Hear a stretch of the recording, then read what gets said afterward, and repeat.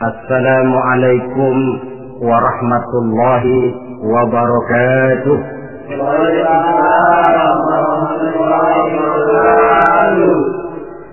Alhamdulillah, wassalatu wassalamu ala sayyidina Rasulillah, sayyidina wa maulana Muhammad ibn Abdullah wa ala alihi wa sahbihi wa man tabi'ahu wa wala. Subhanaka la ilma lana illa ma 'allamtana innaka antal alimul hakim.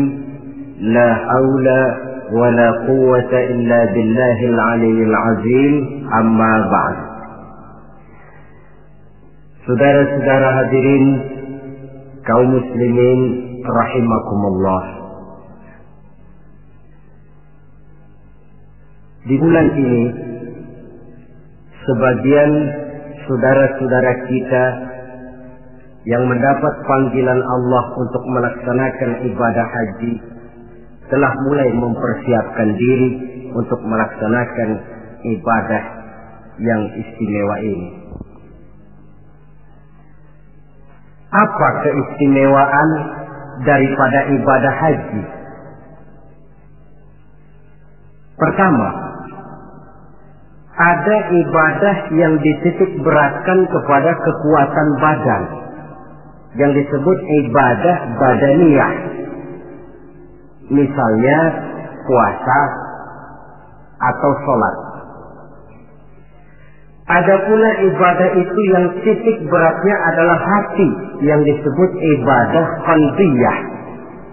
Umpamanya zikir khafi, zikir yang tersembunyi.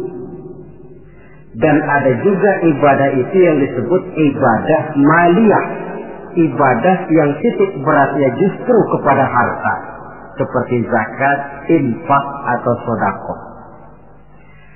Adapun haji gabungan dari keseluruhannya, ibadah badaniyah, qalbiyah, maliyah. Badan ikut melaksanakan, hati turut juga, harta pun keluar. Bahkan kurang salah satu daripadanya, jelas tidak akan bisa terlaksana ibadah ini. Umpamanya badan sehat, hati pengen benar bikin uang, tidak punya, terpaksa bengong. Atau uang ada, badan sehat, tapi hati belum kepengen. Barangkali ke New York sampai, ke London, Paris, mondar-mandir, tapi ke Mekah nggak bisa sampai. Lantaran hati itu yang memang belum pengen. Jadi ibadah haji ini merupakan gabungan badaniyah, qalbiyah, maliyah. Yang kedua, ibadah-ibadah yang lain jika sudah sampai waktunya bisa dikerjakan di berbagai tempat. Ramadan, kalau sudah masuk waktunya mau puasa di Jakarta bisa, di Bandung boleh, di Bogor pun jadi. Zakat, kalau sudah sampai haul dan nisabnya, mau dikeluarkan di rumah bisa, di kantor pun boleh. Tidak demikian dengan haji. Dia hanya bisa dikerjakan pada waktu tertentu dan di tempat yang tertentu juga. Kan belum pernah kita dengar orang pergi haji ke Cengkareng. Waktunya tertentu, tempatnya pun tertentu juga. Ini keistimewaan daripada ibadah haji. Oleh karena demikian istimewanya ibadah ini, Allah Subhanahu wa ta'ala mendorong melalui lisan baginda Rasulullah sallallahu alaihi wasallam, di mana Nabi bersabda, al-hajjul mabrur laisa lahu jazaa illa al-jannah. Bahwa haji yang mabrur tidak ada balasan lain dari Allah kecuali surga. Pada kesempatan ini saya ingin ikut menitipkan pesan dan kesan kepada saudara-saudara kita yang akan menunaikan ibadah haji. Apa yang sebaiknya dipersiapkan? Pertama, dan ini yang terpenting, niat. Dengan meninggalkan tanah air menuju Makkah, Madinah, kita bukan turis, bukan mau pergi piknik, Jangan ada niat lain selain niat ibadah karena Allah. Walaupun kita bertemu dengan tempat yang baru, pengalaman yang baru, teman yang baru, tapi niat pertama untuk ibadah karena Allah. Kenapa niat ini penting? Kadang-kadang, maklumlah, begitu turun di Jeddah, masuk ke pasar, sudah virus yang dicari, permadani yang dibeli, padahal haji belum lagi mulai. Sudah cincin diributin.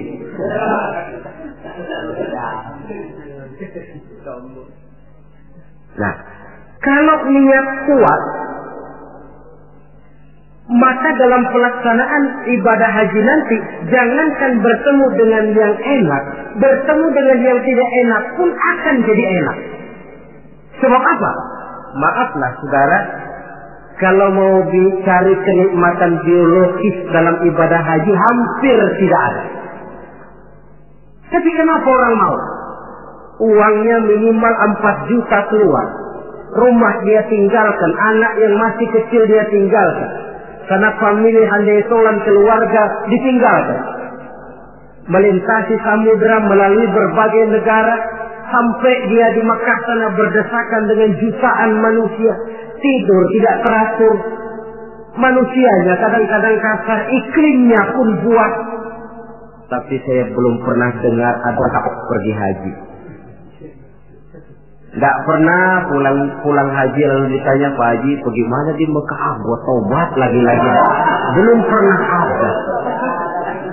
Belum pernah ada. Malahan yang sering kita dengar, bagaimana Pak Haji? Ya Allah Ustaz, pada waktu saya melakukan tawaf wida, mengucapkan selamat tinggal kepada Ka'bah, akan kembali ke kampung halaman dengan air mata berurai membasahi pipi tanpa terasa. Dikala itu batin saya menjerit, ya Allah, kapan saya bisa kembali kemari lagi? Pulang saja belum, sudah mikirin mau kembali.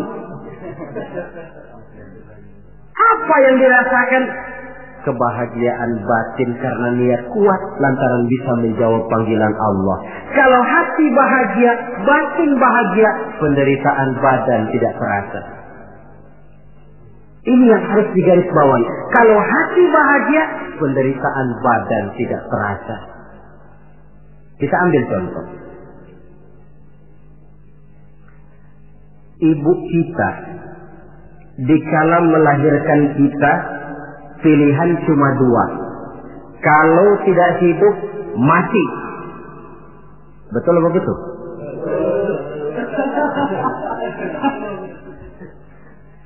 Di tengah kesakitan, penderitaan, dan kepedihan dilahirkan anaknya dengan untayan air mata. Begitu anak lahir dengan selamat, di tengah kepedihan tiada tara, si ibu senyum. Alhamdulillah, anak saya lahir dengan selamat. Sakit, pedih, menderita, tapi kalah oleh kebahagiaan hati melihat anaknya lahir dengan selamat. Kan gak ada ibu begitu anaknya lahir lalu ditunjuk gara-gara kamu sialan. Gak ada.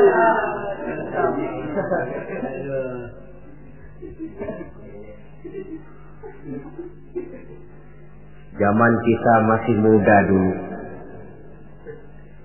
Punya pacar rumahnya jauh. Kalau mau apel lewat pohon bambu.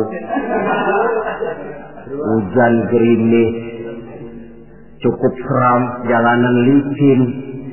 Tapi giliran apel kira-kira berangkat enggak? Wajib.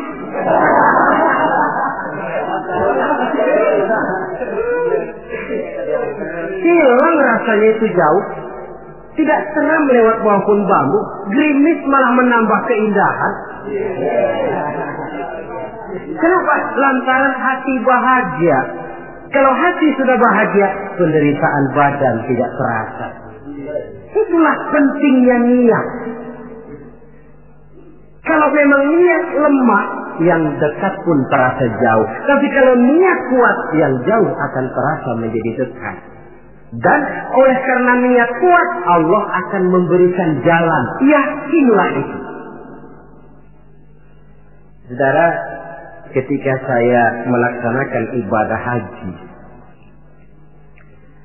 Saya bikin haji ifrat, masuk Mekah itu orang sudah berkumpul di Mekah. Tapi saya memang punya niat kuat, bagaimanapun di dalam tawaf saya harus bisa mencium Hajarul Aswad. Padahal manusia jutaan, saya tawaf berdesak-desakan dengan jutaan orang. Niat kuat, saya harus bisa mencium Hajar Aswad. Apa yang terjadi? Sedang enak-enak saya tawaf, diseruduk orang Afrika yang tinggi gede. Diseruduk mental saya. Apa yang terjadi? Saya mental jatuh pas di depan Hajar Aswad. Orang Jawa bilang endilala. Endilala, kok ada jalannya? Diseruduknya sakit, tapi kok jatuhnya di situ? Oh, saya pikir Allah memberikan jalan karena niat yang kuat. Tidak cuma sekedar ibadah haji, ibadah apapun saja, ini fondasi utama, niat. Jika sudah rapuh niat, nilai ibadah tidak akan sampai kepada tingkat kesempurnaannya. Apalagi untuk melaksanakan ibadah haji ini. Jangan sampai ada niat, di Mekah nanti belanja jam tangan lebih murah. Atau nanti kalau sudah pulang kepengen pakai peci putih dipanggil Pak Haji, lalu siapa yang lewat cium tangan sama saya. Niat ibadah karena Allah, jangan sampai ketumpangan niat-niat lain yang bisa memalingkan kita daripada niatan ibadah itu sendiri. Satu. Yang kedua, apabila bapak, saudara, ibu-ibu sudah sampailah di tanah haram nanti, puas-puaskan di sana melaksanakan ibadah. Mumpung sudah ada di sana. Sebab itu kalau orang sudah ada kemampuan, jangan lagi ditunda bikin haji ini. Nabi ancam betul itu. Man kana lahu sa'ah falam yahus falyamut in sa'a yahudiyan wa in kana nasraniyan. Apabila orang sudah memiliki kemampuan untuk berhaji tidak dia laksanakan, dia boleh pilih mau mati secara Nasrani atau Yahudi. Imam Syafi'i berkata boleh juga ditunda sampai tahun depan, tapi dengan catatan. Pertama, jangan putus niat. Selalu niat bahwa tahun depan dia mau pergi haji. Yang kedua, dan ini yang berat, dia tidak boleh mati pada tahun itu. Ya kalau niat tidak putus bolehlah, tapi kalau tidak mati tahun itu, ini kan mesti bikin perjanjian sama malaikat maut, ini repot. Mumpung ada di tanah haram, apalagi di tempat-tempat yang mustajabah, di mana doa dijawab Allah, kuatkan diri melaksanakan ibadah. Mumpung ada di sana. Kapan lagi mau mengejar keuntungan sebesar itu? 1 rakaat di Masjidil Haram sama nilainya dengan 100.000 rakaat di masjid-masjid lain. Tahun depan belum tentu kita bisa kembali lagi. Taruh kata rezeki ada tapi umur belum tentu ada. Taruh kata umur sampai tapi rezeki belum tentu ada. Mumpung ada panggilan sudah sampailah kita di sana. Pusing-pusing dikit berangkat ke masjid, capek-capek dikit berangkat ke masjid. Puaskan hati dan diri melaksanakan ibadah. Kalau malas yang diperturutkan, kan rugi, sudah buang waktu, tenaga, harta, tapi nilai ibadah tidak seperti yang diharapkan. Jadi yang kedua, mumpung ada di sana, puas-puaskan diri melaksanakan ibadah. Yang ketiga, kalau nanti sudah sampai di tanah haram, entah di Mekah dan Madinah, orang bilang Mekah Madinah itu taman mini akhirat. Artinya apa? Di sana orang harus jujur kepada diri sendiri. Kalau menemukan berbagai kesulitan, jangan mencari kambing hitam. Jangan mencari sebab pada diri orang lain. Cari sebab pada diri sendiri. Kalau di sini kan kita bisa saja berkata, gara-gara lu sih begitu, gue jadi begini. Orang lain kita kambing hitamkan. Di sana kalimat macam itu tidak berlaku. Semua kesulitan, semua hal-hal yang tidak menyenangkan yang menimpa kita, carilah sebab di dalam diri sendiri. Itu obat yang paling mujarab. Sebab kita ke sana memang dengan pengakuan segala dosa. Seperti kata Abu Nuwas dalam syairnya, Ilahi abdukal asi ataka. Wahai Allah, hambamu yang penuh maksiat, berumur noda dan dosa ini datang menghadapmu ya Allah, memohon ampunan dan taubat dari seluruh dosa. Kata perbuatan yang tidak terkontrol akan mendatangkan kesulitan dan obatnya tidak lain taubat. Saya punya seorang teman. Dia di sini nggak pernah kemana-mana. Begitu masuk Mekah jalan-jalan melulu. Temennya kasih tahu, Ji, jangan jalan-jalan melulu, nanti susah dicari kalau ada perlu. Nepuk nggak ada. Anak Betawi nih nggak bakalan keder katanya. Sudah selesai dia jalan-jalan mau kembali ke rumahnya, putar-putar nggak pernah ketemu tempat dia tinggal.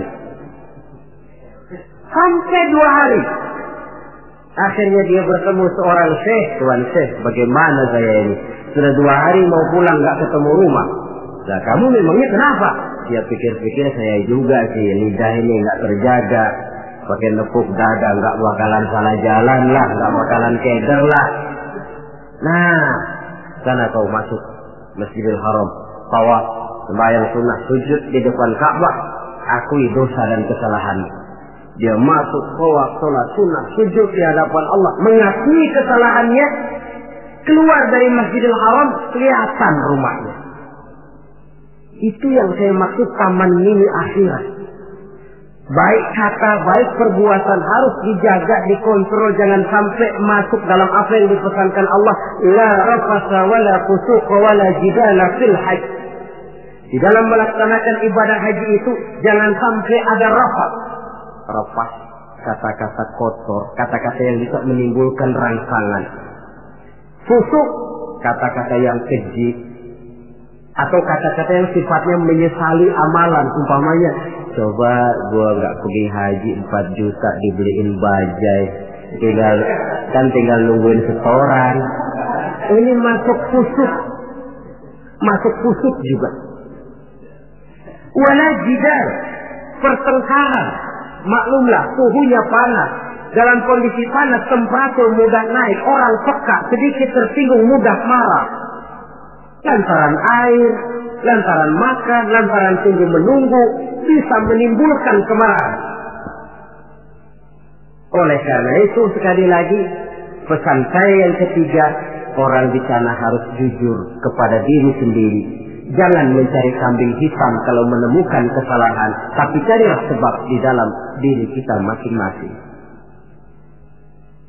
Yang keempat, kalau sudah berkumpul kita dengan jutaan umat Islam di Mekah, di Madinah, tidak usah usil dengan amalan orang lain. Sebenarnya tidak cuma di sana, di sini pun seharusnya kita begitu. Tapi akan lebih real kalau kita lihat di sana. Kenapa? Akan macam-macam tingkah orang yang sholat itu. Ada yang sholat selesai takbir, tangannya berlenggang-lenggang saja. Ada yang sholat, malah saya pernah lihat sholat sambil gendong anak. Ada pula saya saksikan di sebelah saya betul. Dia bawa sebotol air zam-zam, dia sholat. Botol zam-zam ditaruh di sampingnya. Waktu dia lagi ruku, botolnya ketendang orang, menggelinding ke depan. Sambil ruku dia samperin tuh botol. Dia ambil, dia taruh lagi di sampingnya, dia terusin sholatnya. Apa lalu kita harus mencak-mencak sampean sholat begitu? Tidak betul. Kembalikan saja kepada ajaran Allah. Lana a'maluna walakum a'malukum. Kami akan mengerjakan amalan yang kami yakini benarnya. Tuhan pun persilakan mengamalkan amalan yang Tuhan yakini benarnya. Tidak usah usil dengan amalan orang. Ini juga seharusnya kita wujudkan dalam kehidupan di sini. Coba apa? Maaf. Dalam proses perkembangan Islam di Indonesia, dia tidak pernah sunyi dari orang yang tidak senang melihat dia tumbuh dan berkembang dengan pesat. Orang yang tidak senang tentu berusaha bagaimana memporak-porandakan Islam ini. Menghantam Islam terang-terangan jelas tidak mungkin dan tidak berani. Kenapa? Bagaimanapun kondisinya umat Islam, bagaimanapun bodohnya umat Islam, ada satu hal yang positif. Apa itu? Fanatisme agama.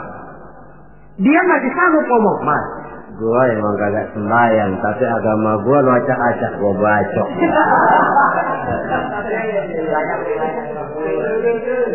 Dari segi fanatisme positif itu positif. Maka orang pun lalu tidak berani menghantam Islam dengan membuka front secara terbuka. Mau menghantam Islam, mereka belajar dari Van der Plas, dari Dr. Groye, masuk ke tengah-tengah umat Islam. Kalau perlu pakai peci, perlu pakai sorban, nggak bisa assalamualaikum, latihan assalamualaikum. Bikinin kalau perlu merek Islam, yang mereknya Islam, tapi tujuannya bikin kacau dalam Islam. Lihatlah Islam sejati, Islam murni, paling akhir Islam jamaah, lebih akhir lagi Islam ingkar sunnah. Mereknya Islam. Tapi ini kalau sudah mengkafirkan orang yang tidak sepaham dengan dia, kan sudah mulai menimbulkan benih kekacauan. Kalau cara ini dirasakan tidak berhasil, diputar lagu lama. Apa lagu lama itu? Lagu khilafiyah. Satu pakai usolik, 1-3 bisa RT. Satu kunut, 1-3 bisa kampung. Satu Jumat azan sekali, 1-2 kali bikin masjid lagi. Bukankah akan lebih baik mencari titik persamaan daripada sekedar memperbesar pola perbedaan? Apalagi kalau perbedaan itu menyangkut hal yang tidak prinsip, furu'iyah. Jika saya kalau ditanya orang, jawaban saya paling enak. Ustaz, kalau semua pakai kunut enggak? Kalau saya pakai. Yang tidak pakai bagaimana? Yang tidak pakai, kata yang tidak pakai. Kata yang tidak pakai. Jadi pakai kunut betul? Betul, karena saya pakai kunut. Tidak pakai kunut juga betul? Betul, kata yang tidak pakai kunut. Lah, kalau yang kunut betul, yang tidak kunut betul, lalu yang salah yang mana Ustaz? Yang salah iya, yang subuh enggak sembahyang.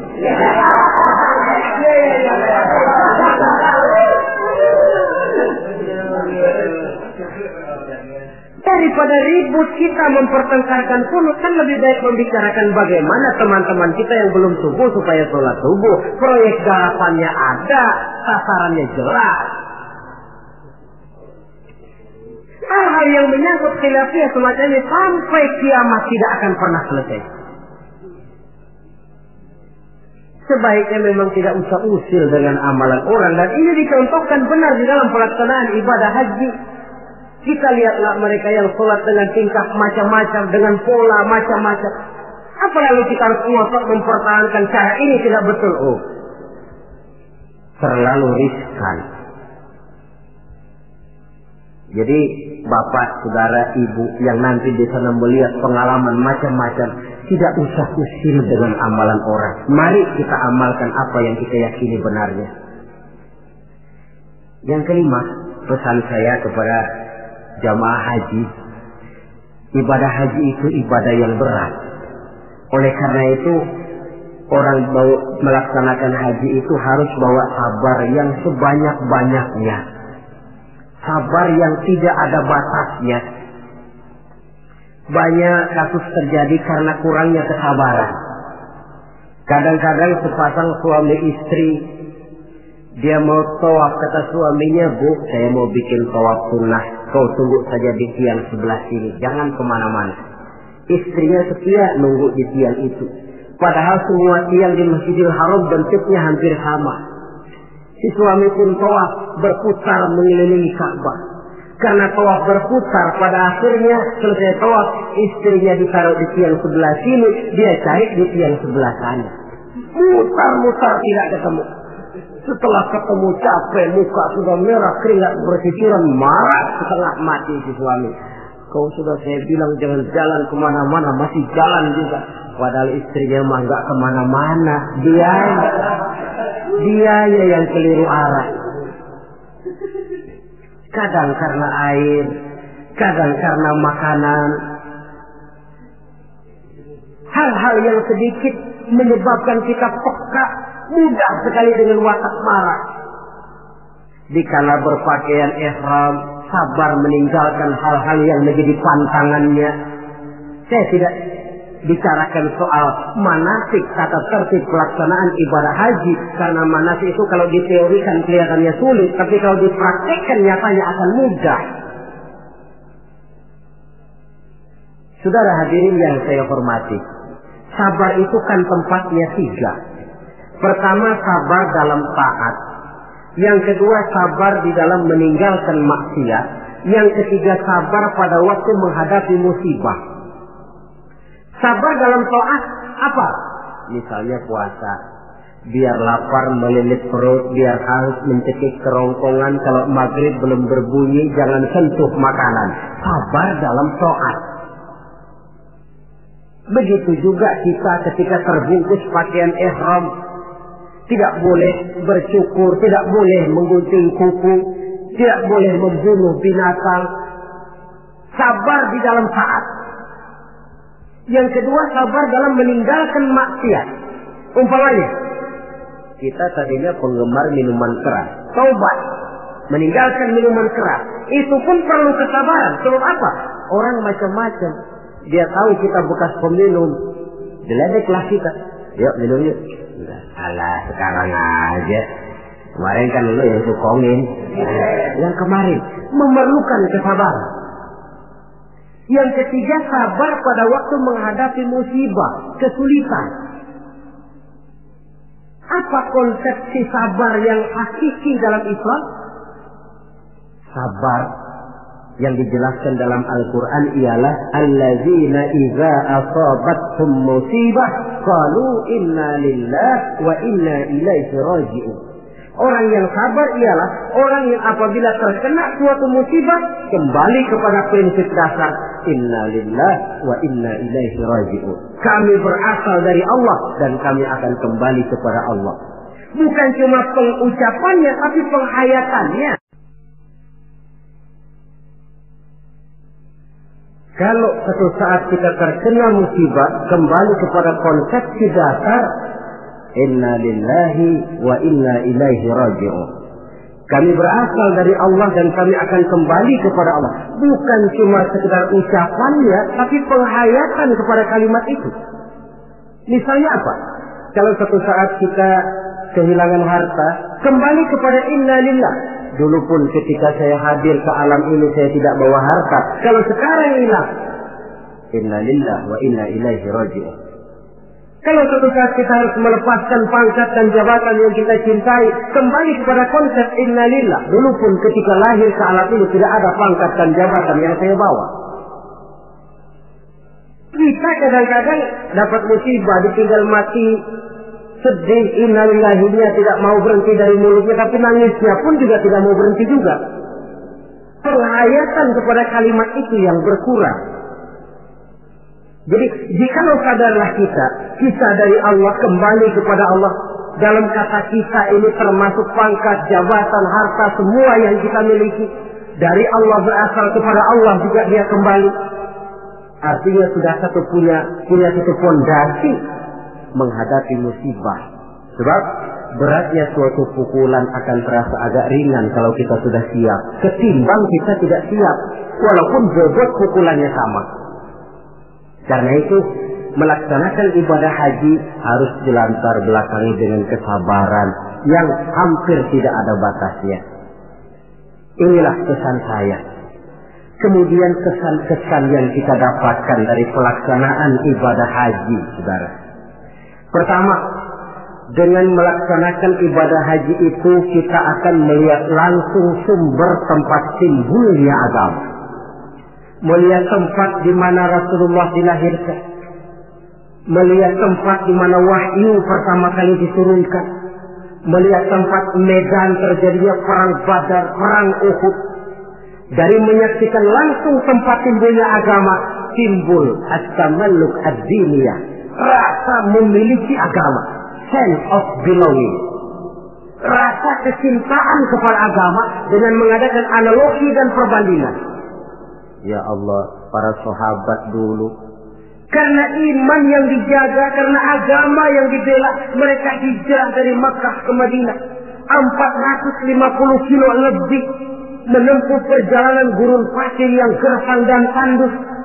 Zaman itu kendaraan paling beek onta.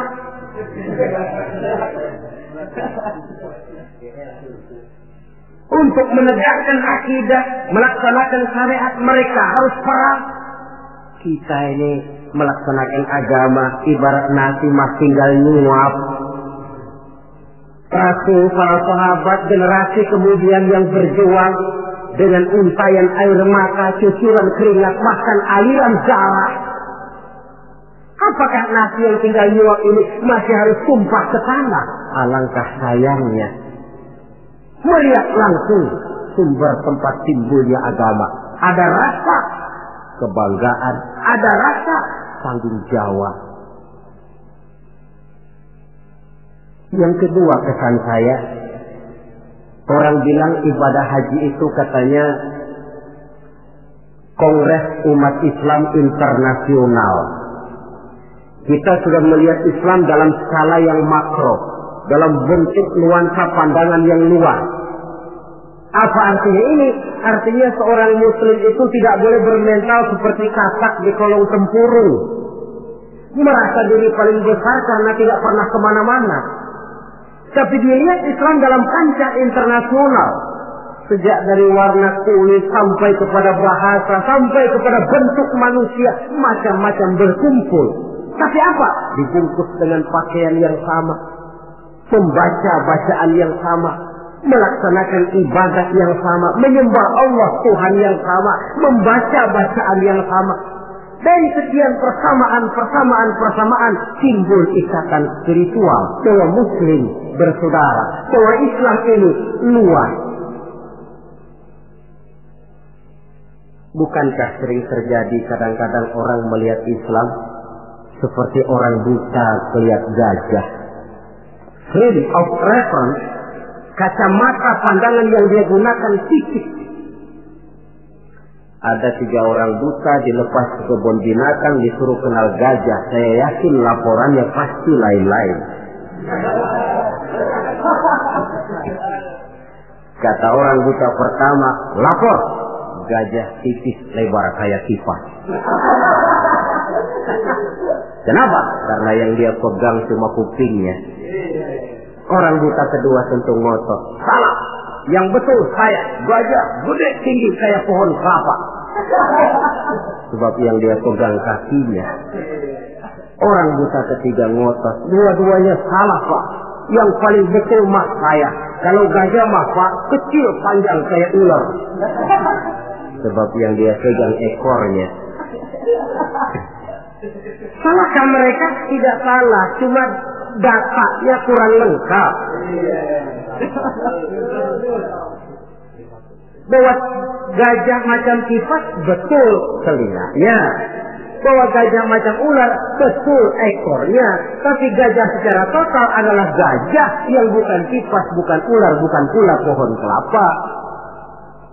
Ini yang fisik dan tidak mendidik. Kadang-kadang baru kenal kuping gajah, kemana-mana sudah pidato.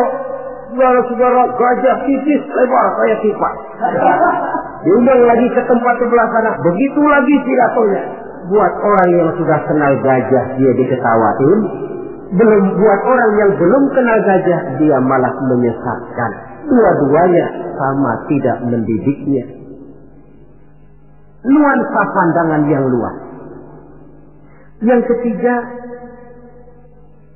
kesadaran hidup. Dari mana ini dimulai? Dari pertanyaan dikala kita merenung di padang Arafat yang terhampar luas membentang, sejauh mata memandang cuma tenda-tenda putih 2 yang nampak. Dari mana kita datang? Di mana kita sekarang? Mau kemana kita akan pulang? Dikala itu air mata berurai membasahi pipi tanpa terasa. Inilah barangkali taman miliknya padang mahsyar di akhirat nanti. di mana kita melepaskan semua status sosial. Dikala itu jenderal tidak akan dipanggil jenderalnya. Dikala itu yang intelek dan yang awam tidak tahu lagi kita. Dikala yang kaya dan yang miskin sudah sulit dibedakan. Bukankah itu pantulan daripada kehidupan yang pasti akan kita temui? Lalu dunia ini apa? Persis kalau diibaratkan dunia ini cuma sekedar sebuah panggung sandiwara. Sang sutradara Allah Subhanahu wa ta'ala. Penonton malaikat. Panggung sandiwaranya dunia ini. Pemainnya seluruh manusia. Skenarionya Quran dan Sunnah. Sutradara berjanji kepada pemain-pemain yang bermain dengan baik sesuai dengan petunjuk dalam skenario Quran dan Sunnah akan diberikan piala citra berupa surga. Tapi mereka yang menyimpang dari teks skenario sampai panggung sandiwara kacau, mereka pun akan mendapat imbalan yang sesuai. Saya Ustaz, ini peran saya dalam panggung sandiwara dunia ini. Saudara pegawai, saudara pedagang, saudara seniman, peran yang sedang kita pegang. Peranan kita pasti akan selesai dengan dua kemungkinan. Pertama, memang skenario yang mengharuskan peranan kita sampai di situ selesai. Itu apa itu? Ajal. Yang kedua, panggung sandiwaranya yang memang sudah harus dibongkar. Apa itu? Kiamat. Jikalau panggung sandiwara ini sudah dibongkar, jikalau dalam teks memang peranan kita sudah habis sampai di situ, kembalilah kita kepada sang sutradara. Apa lagi yang kita bawa? Kata Nabi, yutba'ul mayyitu salasah. Orang jikalau dia mati, selesai peranannya, yang mengantar ke kuburnya tiga. Ahluhu wa maluhu wa amaluhu. Hartanya, keluarganya, amalnya. Gantar dia ke kubur. Tapi yang dua pulang lagi.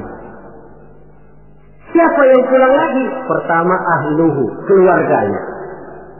Tidak seorang keluarganya yang bagaimana cintanya kepadanya yang mau ikut masuk ke dalam. Istrinya yang katanya sayang betul sama dia, yang waktu muda dulu pernah berjanji buat hidup semati di bawah pohon pete.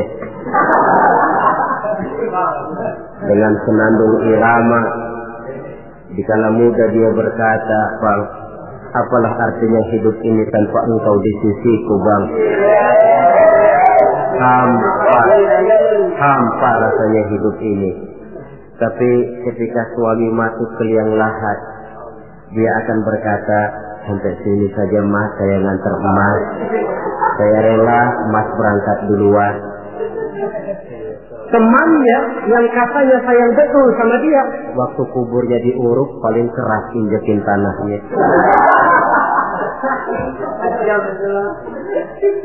Mungkin ratusan mobil pelawat mengantar ke kubur, dilepas dengan pasukan kawal kehormatan, turun ke liang lahat dengan tembakan salvo 21 kali, 5 truk karangan bunga duka cita. Bila selesailah upacara pemakaman, selesailah yang selesai, tinggallah yang tinggal. Pasukan kawal kehormatan akan kembali ke asrama.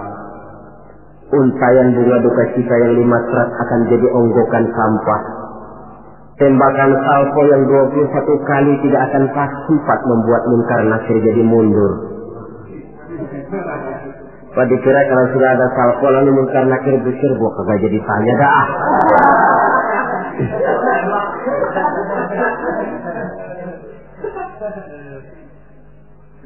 Harta pun tidak ikut masuk ke dalam. Mobil cuma parkir di pelataran kubur. Yang setia menemani kita, the best friend, sampai masuk ke dalam itu tidak lain nilai amal yang kita kerjakan di dalam kehidupan ini. Maka hidup hakikatnya kesempatan untuk berbuat amal. Kata Allah, "Wallazi khalaqal mauta wal hayata liyabluwakum ayyukum ahsanu amala." Dialah Allah yang telah menciptakan hidup dan mati untuk menguji kamu, siapa di antara kamu yang paling banyak amal kebajikannya. Hidup adalah kesempatan berbuat baik. Nah, status sosial Di padang Arafat saja sudah tidak berlaku. Pernah terjadi seorang jenderal, dia sedang mencium Hajar Aswad karena terlalu lama kepalanya ditarik orang Baduy yang hitam itu. Dia marah mau dipukul si Baduy. Sabar Pak.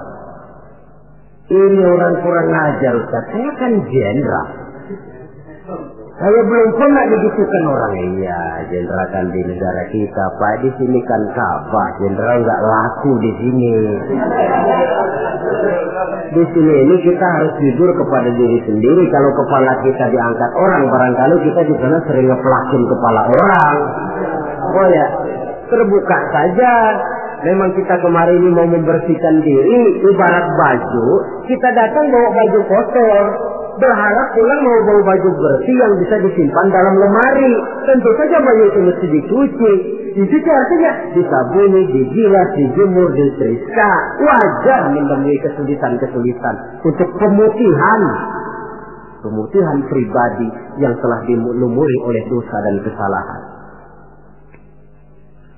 Saudara hadirin, luasnya nuansa pandangan menyebabkan kita tidak berpikir secara fisik, tapi mampu melihat persoalan dari sudutnya yang luas. Itu yang saya rasakan di dalam pelaksanaan ibadah haji. Karenanya saya pernah ke Bali, tapi tidak ada rasa kerinduan pengen ke Bali lagi. Saya pernah ke Jogja, ada orang cerita tentang Jogja, Borobudur, Parangtritis, rasanya kok biasa-biasa saja. Saya pernah ke Mekah, setiap kali orang cerita Ka'bah, tiap kali orang cerita Sa'i, tiap kali orang cerita wukuf, terbayang kembali semua itu, keinduan untuk kembali lalu menggebu-gebu. Suatu kenikmatan yang tidak bisa dilukiskan dengan kata-kata. Hanya mereka yang sudah melaksanakan yang tahu semua itu. Paling akhir, tentu sekedar kesan kita harapkan Bapak, saudara, ibu yang akan melaksanakan haji ini tidak hanya sekedar bisa pergi, tapi kembalilah ke tengah keluarga dengan selamat, dan yang paling penting membawa haji yang mabrur. Apa yang haji mabrur itu? Ukuran hakikat haji mabrur itu wallahu a'lam. Allah saja yang maha tahu. Tapi kita bisa lihat zahirnya. Bagaimana zahirnya? Apa kalau haji mabrur itu kemana-mana tidak pernah lepas peci putih? Mungkin. Apa harus selalu pakai gamis? Mungkin. Tapi itu sekedar kulit. Kulit sih bisa dibikin-bikin. Kulit penting, isi penting. Saudara dapat duren di jalanan, isi doang, kulitnya nggak ada. Kira-kira mau makan nggak? Jadi kulit penting, isi penting. Lebih penting daripada kulit adalah isi. Artinya apa? Jiwa haji. Bukan cuma sekedar pakaian haji, tapi berjiwa haji yang ditempa oleh pengalaman di Mekah, Madinah, dan di tempat-tempat bersejarah lainnya. Membekas dan membayang dalam gerak hidup kita. Kalau setelah pulang haji lebih positif daripada sebelum dia berangkat, itu tanda di antara tanda-tanda haji yang mabrur. Sebelum berangkat haji, sholatnya masih agak belang-belang. Setelah pulang haji, full, tidak ada belangnya lagi. Sebelum berangkat haji, kulitnya 17 setan. Setelah pulang haji, berubah menjadi orang yang dermawan. Itu tanda mabrur. Sebab apa? Di masyarakat haji ini barometer.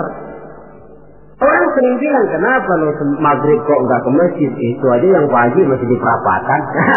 Pak Haji katanya. Padahal kan tidak mesti begitu. Tapi masyarakat kadang menilai itu sebagai figur. Ini yang harus kita hati-hati. Makanya tidak heran dalam komposisi rukun Islam, ibadah haji diletakkan yang kelima. Kenapa? Sabda Nabi, buniyal Islamu ala khamsin. Kalau Islam ibarat rumah, maka rumah ini didirikan di atas 5 unsur. Kita bandingkan Islam dengan rumah. Orang kalau mau bangun rumah sebelum pasang tiang, kusen, jendela, kan yang paling dulu dia bikin fondasi. Dalam bangunan Islam fondasinya apa? Asyhadu an la ilaha illallah wa asyhadu anna Muhammadar Rasulullah. Kenapa saya katakan fondasi? Saya bersaksi tidak ada Tuhan melainkan Allah. Artinya apa?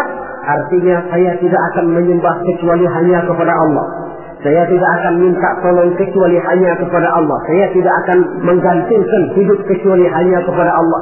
Saya tidak akan minta rezeki kecuali hanya kepada Allah. Saya tidak akan pernah takut kecuali hanya kepada Allah. Fondasi. Kalau fondasi keropos, bangunan tidak akan tahan lama. Benar Tuhan kamu Allah. Betul. 1 juta ya, tidak Tuhan. Ya, 2 juta, 2 juta, 10 juta enggak. Sekali Allah Tuhan saya, sampai titik darah saya yang paling penghabisan, Allah Tuhan saya. Ini fondasi yang mantap. Tapi kalau masih bisa digoncang, masih fondasinya rapuh, Tuhan kamu Allah, iya. Tunggal, Bang Jali, Bang Yula. Ya, atur aja dah.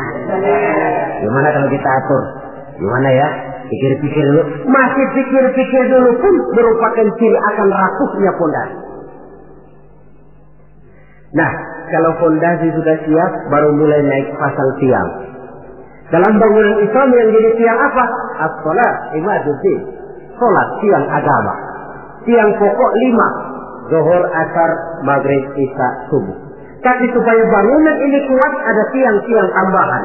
Tahajud, hajat, istikharah, duha. Tiang-tiang tambahan supaya rumah kuat. Tapi jangan lupa, tiang diri di atas fondasi.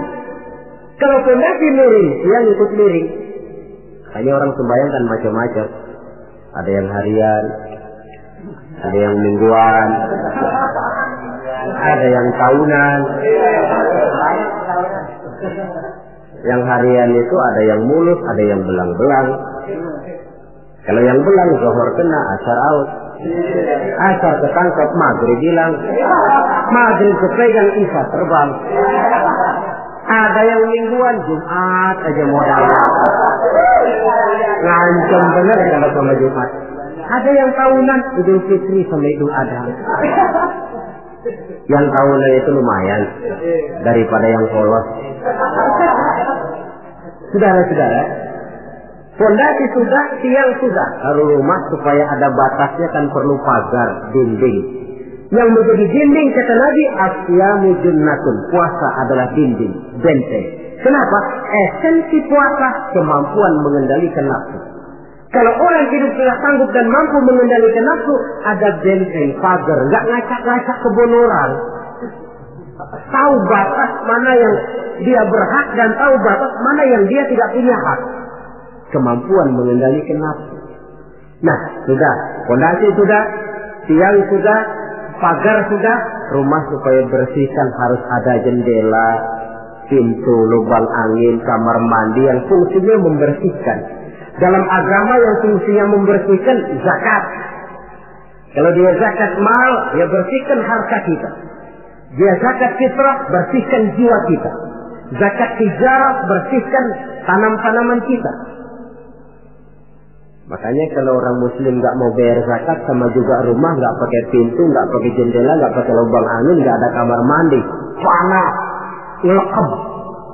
Kata orang kampungnya. Anak yang kecil tuh, adik-adik kita, kalau nggak dibayarin zakat fitrahnya, panas tuh anak, panas.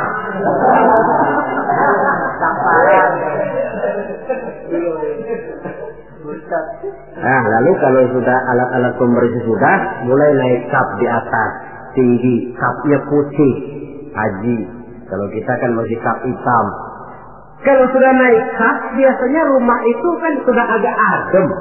Artinya apa? Orang kalau sudah selesai menunaikan ibadah haji, temperamennya, jiwanya, pembawaannya lebih mapan, lebih matang, lebih dewasa, pertimbangannya lebih banyak. Kenapa?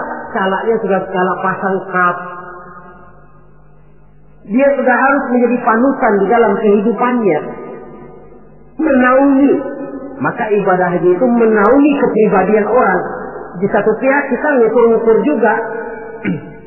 Kalau kemarin saya masuk ke dong bioskop terang-terangan, barangkali tidak begitu malu. Sekarang kan sudah haji, cukup sewa video aja dah, saya di rumah umpamanya. dari segi memelihara kepribadian, dia sudah merupakan satu benteng. Apalagi untuk hal-hal yang merupakan aib, hal-hal yang akan menghancurkan martabat dan ketinggian orang itu sendiri. Ibadah haji lebih menaungi kepribadian seseorang. Oleh karena itu, sangat dianjurkan mereka yang sudah memiliki kemampuan untuk sampai ke sana, janganlah ditunda sampai tahun berikutnya. Orang berkata, Ustaz, saya belum bisa baca apa-apa, bagaimana? Berangkat. Soal di sana nanti membaca atau ada mutawif, ada muzawir. Tawaf kita bisa membaca bukunya, paling kurang ada pembimbingnya. Daripada nunggu hafal semua, saya kira Ustaz juga jarang yang hafal bacaan-bacaan itu. Iya, kalau masih hidup. Tapi kalau sudah keburu mati itu belum sempat hafal. Contoh saja, tiap putaran tawaf memang bacaannya lain. Putaran pertama baca ini, putaran kedua baca ini. Kalau harus hafal semua kan sulit. Tapi Islam prinsipnya la yukallifullahu nafsan illa wus'aha. Allah tidak pernah memberikan beban kepada seseorang kecuali sesuai dengan batas kemampuannya. Kalau baca sama sekali tidak bisa, baca saja doa sapu jagat. Tiap putaran, Rabbana atina fid dunya hasanah wa fil akhirati hasanah wa qina azabannar. Putaran kedua, Rabbana atina fid dunya hasanah. Boleh dan sah. Watak hukum Islam ini kan elastis. Tidak kalau sudah begitu ya mesti begitu. Aku tidak. Yang sering kaku kita umat Islam ini. Allah memerintahkan sesuatu. Kalau kemampuan melaksanakan perintah berkurang, stres perintah menurun. Sholat wajib berdiri kalau mampu. Tidak mampu berdiri, duduk sholat sembahyangnya. Kalau sembahyang duduk tidak bisa, berbaring. Kalau berbaring pun tidak sanggup, sembahyang dengan isyarat. Kalau sembahyang dengan isyarat masih tidak bisa, sembahyang dalam hati. Kalau sembahyang dalam hati tidak pula sanggup, disembayangin. Kalau dengan hati sudah tidak bisa kan sudah innalillahi namanya. Kalau kemampuan melaksanakan perintah berkurang, stres perintah juga menurun. Watak elastisitas, ya hukum Islam. Tidak kaku, tidak kalau sudah begitu ya harus begitu, tidak. Suatu hari seorang datang melapor, halaktu ya Rasulullah, ya Rasul, celaka saya. Ma'ahlakaka, apa yang bikin kamu celaka? Waqa'tu ala imra'ati fi Ramadan. Saya lagi puasa Ramadan, saya enggak tahan ya Rasul. Lalu saya nyelonong sama istri saya siang-siang. Nyelonong bagaimana? Ya nyelonong. Rupanya pengantin baru, tapi jujur, salah ngaku. Ya sudah, kalau memang begitu bayar dendanya. Apa ya Rasul? Bebaskan budak. Waduh, saya tidak punya budak ya Rasul. Betul. Kau puasa 2 bulan berturut-turut, tidak boleh diselang-seling. Enggak kuat ya Rasul. Enggak kuat. Betul. Yang sebulan aja nyelonong, apalagi yang 2 bulan. 2 kali nyelonong. Saya enggak kuat ya Rasul. Tidak kuat. Beri makan 60 fakir miskin, 1 orang 1 mut. Ya Rasul. Apalagi jangan memberi makan 60 fakir miskin. Istri saya di rumah sehari masak, 3 hari libur. Saya orang susah ya Rasul. Lagian saya pikir ya orang kebangetan juga. Sudah melarang sama larangan kok berani gitu. Akhirnya Rasul masuk ke dalam kamar, keluar kembali membawa sekeranjang kecil kurma. Kalau kau tidak punya apa-apa, nih bawa pulang, sedekahkan kepada orang-orang miskin di kampungmu. Ya Rasulullah, apalagi? Di kampung saya itu yang paling miskin saya. Ya Allah. Rasul tersenyum, ya sudah bawa pulang kasih makan anak istrimu di rumah. Sudah melanggar larangan, dapat hormat lagi. Elastis. Tidak, kalau sudah begitu ya mesti begitu. Tidak. La yukallifullahu nafsan illa wus'aha. Dalam ayat lain, yuridullahu bikumul yusra wa la yuridu bikumul usra. Allah menginginkan kemudahan kepadamu dan sama sekali Allah tidak menginginkan kesulitan bagi kamu. Dalam surah Thaha lebih jelas lagi, ma anzalna 'alaikal qur'ana litashqa illa tadhkiratan liman yakhsha. Kami tidak turunkan Quran ini untuk bikin sulit hidup kamu, tidak. Ini cuma peringatan bagi orang-orang yang takut kepada Allah. Quran, Islam, syariat yang dibawa Rasul tidak untuk menyulitkan manusia, tetapi justru untuk peringatan dan membawa manusia kepada kebahagiaan sejak dari dunia ini sampai ke akhirat nanti. Oleh karena itu, tidak lain tentunya kita ikut mendoakan. Mudah-mudahan saudara-saudara kita yang tahun ini melaksanakan ibadah haji, semoga mereka selamat pulang perginya, kembali ke tengah-tengah keluarganya dengan membawa haji yang mabrur. Dan kita pun yang tahun ini belum beroleh panggilan, mudah-mudahan tahun depan atau tahun-tahun berikutnya dipanggil Allah, supaya kita juga bisa merasakan nikmatnya ibadah di Masjidil Haram, di Masjidil Nabawi, dan di tempat-tempat yang mustajabah lainnya. Sekianlah saudara-saudara pertemuan kita pada saat ini. Mudah-mudahan ada manfaatnya. Terima kasih banyak atas segala perhatian. Mohon maaf atas segala kekurangan. Maklumlah ibarat kata pepatah, wa qad yurja li jarhi sayfi bur'un wa la bur'u lima jarahal lisan. Kalau pedang lukai tubuh, masih kan ada harapan sembuh. Kalau lidah lukai hati, kemana obat hendak dicari. Untuk itu saya mohon maaf. Usikum wa nafsi bi taqwallah. Aqulu qawli hadza fa astaghfirullahal azim li wa lakum. Wassalamu alaikum warahmatullahi wabarakatuh.